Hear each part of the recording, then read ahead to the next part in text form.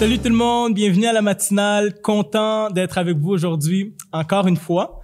Donc, pour ceux qui me connaissent pas, mon nom c'est Josias, je suis le pasteur de la chapelle Gatineau. Venez faire un tour à Gatineau, si vous pouvez, je sais pas si vous pouvez, mais un jour si vous pouvez, quand l'occasion va s'y prêter. Donc, pour aujourd'hui, le titre de ma pensée du jour, c'est « Sois radical ». Et je pense que pour ceux qui sont radicaux de nature, vous allez être comme « Yeah! » Vous aimez ça? C'est pas tout le monde qui est radical dans ses choix, dans sa manière de vivre sa vie.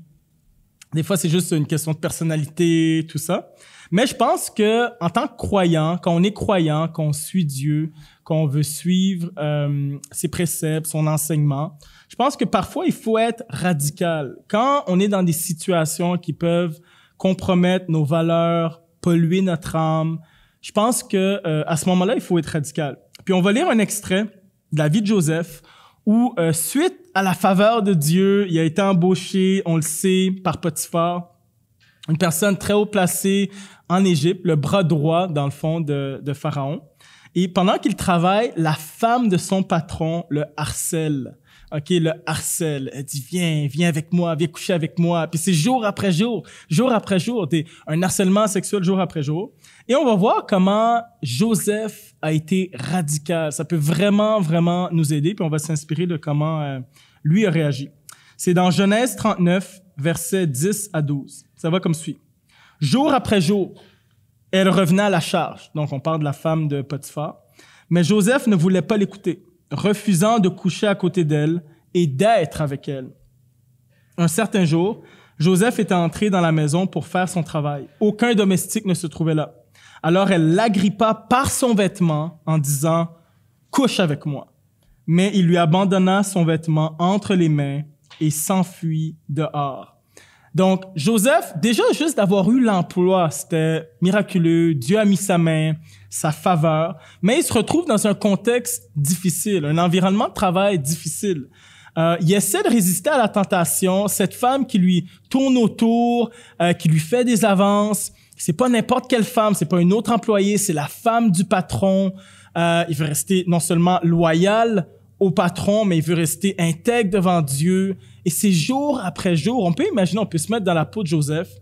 Ça peut être quand même très difficile de résister à la tentation. Et Joseph va faire quelque chose quand même de, je sais pas si je peux dire le mot étrange, peut-être inusité. Il abandonne ses vêtements. Il laisse tomber ses vêtements parce que la femme a agrippé ses vêtements. Il laisse tomber ses vêtements et il fuit la scène. Et je veux dire, moi, la première réaction en lisant le texte, je me dis, mais ces vêtements, c'est ce qu'il garde au chaud, c'est ce qui couvre sa nudité. Mais parce que la femme avait agrippé ses vêtements, il a dû abandonner ses vêtements pour pas succomber à la tentation. En d'autres mots, Joseph s'est détaché de ses vêtements et a accepté l'humiliation ou le côté embarrassant de sa nudité pour rester attaché à son intégrité. Parfois, on est obligé de se détacher de quelque chose pour rester attaché à ce qu'on valorise le plus.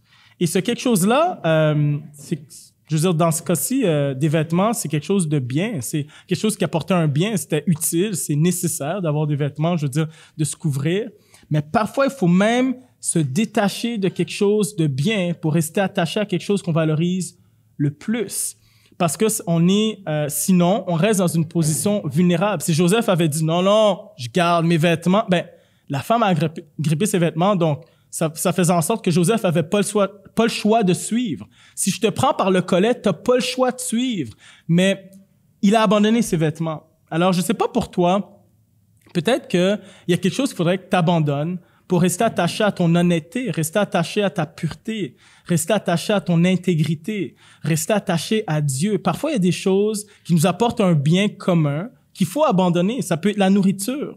OK, peut-être des desserts. La nourriture, on mange les 3 repas par jour, mais ça peut être quelque chose, je sais pas moi, le sucre. À chaque fois que tu manges du sucre, t'en manges peut-être un peu trop, ça te donne mal au ventre. Si ça te donne mal au ventre, tu te colles malade, puis ainsi de suite, l'effet domino. Ça peut être, peut-être t'aimes la mode, mais ça vient à trop te prendre la tête. T'aimes la mode, t'aimes ça acheter le nouveau truc, Amazon, en ligne. Mais là, tu veux tellement de nouveaux trucs, tu t'habilles d'une certaine façon, puis ça fait en sorte que tu te vois d'une certaine façon par rapport aux autres. Puis tu dis, moi, je suis meilleur que l'autre. Regarde comment je m'habille, regarde comment il s'habille. Peut-être que c'est ça. Peut-être que, OK, il faudrait peut-être que je relaxe un peu. Peut-être que je me tempère un peu. Ça peut être des séries télévisées. Ça peut être une activité sportive, ça peut être un loisir, un livre, ça peut être les réseaux sociaux.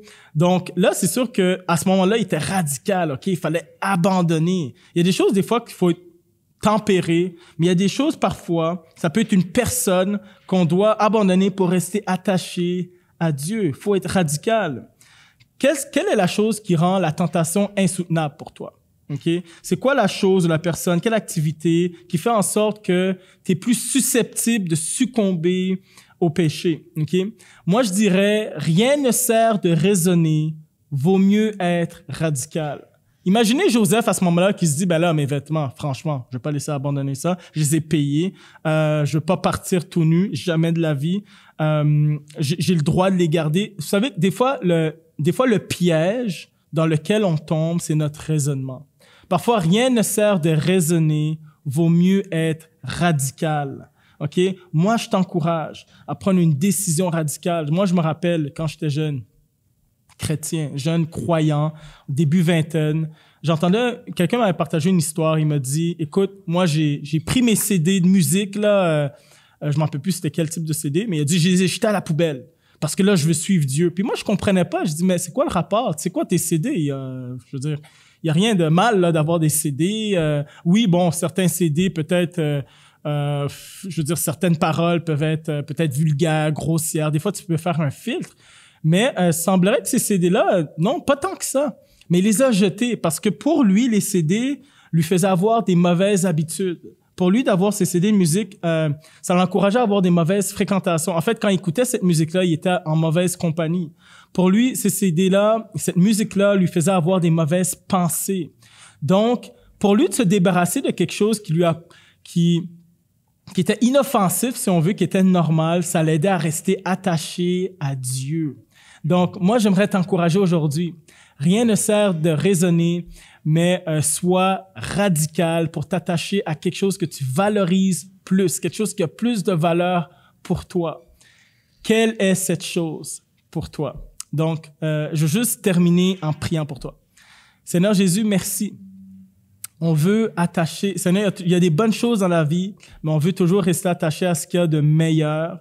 Seigneur, aide-nous à cibler les choses dans nos vies auxquelles on devrait être radical, tracer une ligne claire afin de rester attaché à toi. Dans le nom de Jésus.